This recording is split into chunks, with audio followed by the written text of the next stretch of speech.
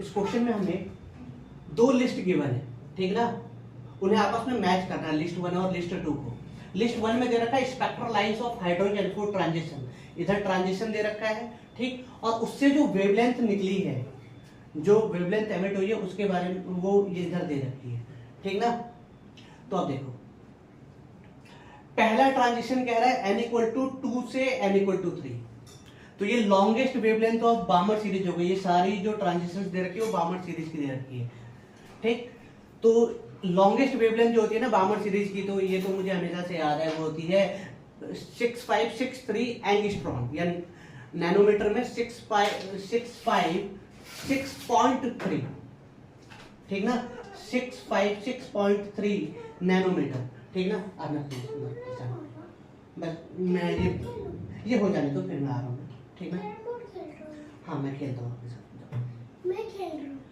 656.3 nanometre, ठीक ना। तो पहले वाले का तो ये हो गया ऑप्शन। अब देखो दूसरा 4 से 2, 5 से 2 और 6 से 2। ओहो, अब जैसे हम 4 से 2 करेंगे तो वेवलेंथ इससे थोड़ी छोटी, 4 से 2 तो वेवलेंथ पहले वाले से थोड़ी छोटी, मतलब होता क्या है कि वेवलेंथ छोटी होती जाती है जैसे जैसे हम राइट की तरफ जाते हैं, ठीक ना। तो इसकी वेवलेंथ इससे छोटी होगी, इसकी वेवलेंथ इससे छोटी होगी, मतलब वेवलेंथ का डिक्रीजिंग ऑर्डर ही लिख दो, ठीक ना। तो सबसे बड़ी ये रही, इससे छोटी कौन सी है, ये, तो सेकंड वाले का ये हो जाएगा, ठीक।